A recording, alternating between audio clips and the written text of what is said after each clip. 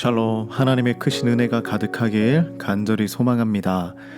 마태복음 10장 34절에서 42절 말씀을 함께 나누겠습니다. 예수님은 평화를 주시기 위해 이 땅에 오셨죠. 그러나 오늘 말씀을 보면 검을 주러 오셨다고 말씀하십니다. 예수님의 목적은 이 땅에 평화를 주러 오신 것이 맞습니다. 하지만 이 평화를 가져오기 위해 사람들이 겪어야 할 한 가지 문제가 있는 것이죠. 그것이 바로 분쟁입니다. 조금 아이러니하죠? 평화를 주러 오셨는데 분쟁이 있습니다. 하지만 성경을 보더라도 예수님을 따르던 그 사람들에게는 항상 경험하는 일이었습니다. 심지어 예수님도 바리새인과 서기관들과 충돌이 있었죠. 예수님은 이어서 35절 말씀에도 가족과도 불화하게 하신다고 하죠. 예수님은 물론 가족과의 관계를 깨뜨리는 것이 목적이 아닙니다. 그러나 예수님을 따르는 사람에게는 믿음이 없는 가족과도 종종 분쟁이 일어나는 것을 볼 수 있죠. 예수님을 믿고 따를 때 모든 일들과 관계가 화평하다면 얼마나 좋을까요?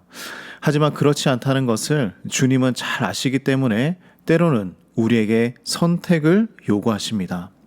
37절 말씀이에요. 아버지나 어머니를 나보다 더 사랑하는 자는 내게 합당하지 아니하고 아들이나 딸을 나보다 더 사랑하는 자도 내게 합당하지 아니하다. 예수님께서 가족을 사랑하지 말라고 말씀하시는 것이 아닙니다. 우선순위를 말씀하시는 것이죠.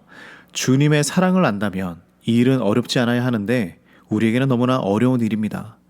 우리도 이렇게 어려운데 하나님은 아들을 십자가에 매달기 위해 얼마나 힘든 결정을 하신 것일까요? 그래서 예수님은 이렇게 말씀하십니다. 자기 십자가를 지고 따라야 한다. 십자가라는 것이죠. 예수님을 따르는 일은 십자가를 지는 고난과 결단이 있어야 합니다.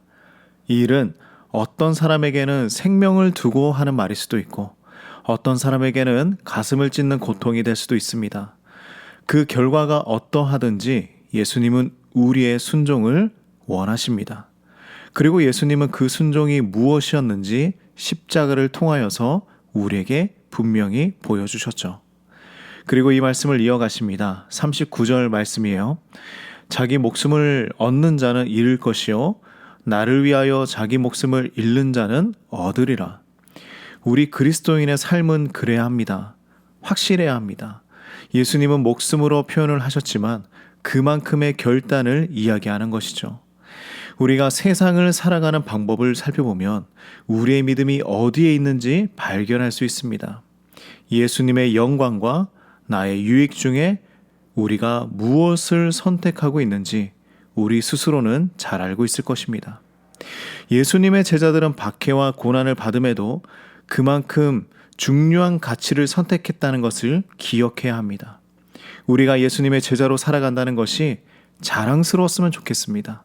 그리고 그것이 최상의 행복이었으면 좋겠습니다. 우리 사랑하는 성도님들, 날마다 예수님을 선택하며 최고의 행복을 누리시길 간절히 소망합니다. 하나님, 핍박과 고난이 있어도 예수님의 제자로 살아가길 선택하게 하여 주시옵소서.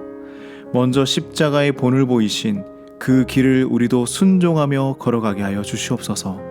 주님을 선택할 수 있는 담대한 믿음을 허락하여 주시옵소서. 예수님의 이름으로 간절히 기도드립니다. 아멘.